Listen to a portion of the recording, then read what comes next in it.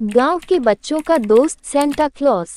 सर्दी के दिन थे और गांव में ठंडी हवाएं चल रही थीं।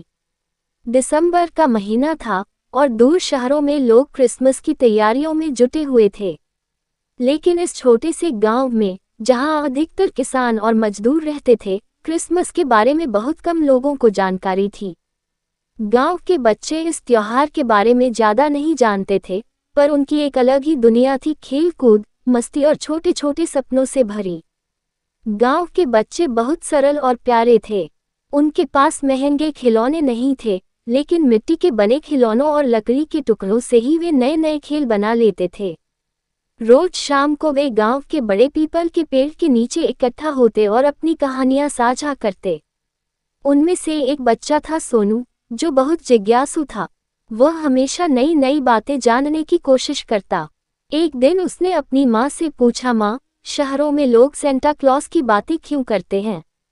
ये सेंटा क्लॉस कौन है? माँ ने मुस्कुराकर जवाब दिया, सेंटा क्लॉस एक दयालु बुजुर्ग व्यक्ति होते हैं, जो बच्चों को उपहार देते हैं। कहते हैं कि वे बहुत अच्छे बच्चों को ढेर सारे तोहफे देते हैं। ये सुनकर सोनू बहुत खुश हुआ और उसने अपने दोस्तों को ये बात बताई। अब गांव के सारे बच्चे सेंटा क्लॉस के बारे में जानने के लिए उत्साहित हो गए। गांव के बच्चों ने ये सोच लिया कि इस साल वे भी सेंटा क्लॉस से उपहार मांगेंगे। लेकिन वे यह नहीं जानते थे कि सेंटा क्लॉस सच में आते हैं या नहीं।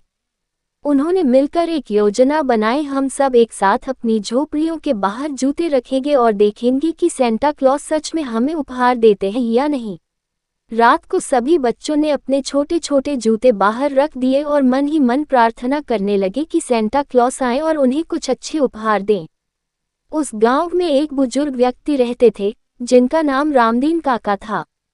वे बहुत दयालु थे और हमेशा गांव के बच्चों की मदद करते थे।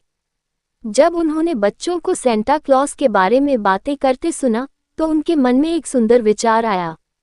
उन्होंने सोचा, क्यों न मैं ही बच्चों के लिए सेंटा क्लॉस बन जाऊं।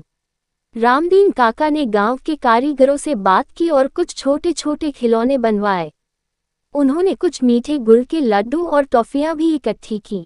फिर उन्होंने लाल रंग का एक पुराना चादर पहना, सफ़ेद रुई से दाढ़ी बनाई और खुद को सेंटा क्लॉस जैसा बना लिया।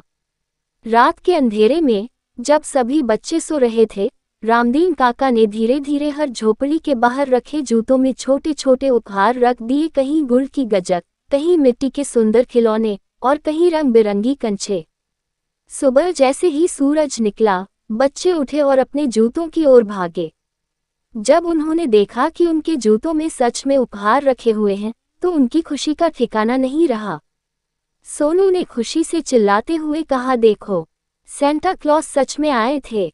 सभी बच्चे एक दूसरे के पास दौड़कर गए और अपने अपने उपहार दिखाने लगे। गांव में पहली बार ऐसा हुआ था कि बच्चों ने क्रिसमस का जश्न इतने आनंद से मनाया। रामदीन काका दूर खड़े मुस्कुरा रहे थे। उन्होंने महसूस किया कि असली खुशी दूसरों को खुश करने में ही है। बच्चों ने आपस में अपनी टॉफियां और खिलौने भी बांटे। वे समझ गए थे कि खुशी का असली मतलब सिर्फ उपहार पाना नहीं, बल्कि उसे दूसरों के साथ बांटना भी है।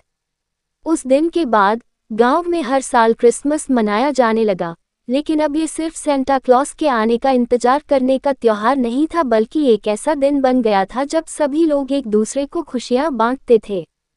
गांव के लोग अब इस दिन गरीबों की मदद करते, बच्चों को टॉफियां देते और जरूरतमंदों की सहायता करते। इस कहानी से हमें ये सीख मिलती है कि असली खुशी दूसरों को खुश करने में है।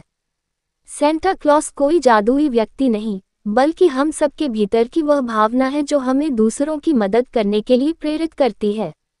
जब हम दूसरों के चेहरे पर मुस्कान लाते हैं, तो वही सबसे बड़ा उपहार होता है।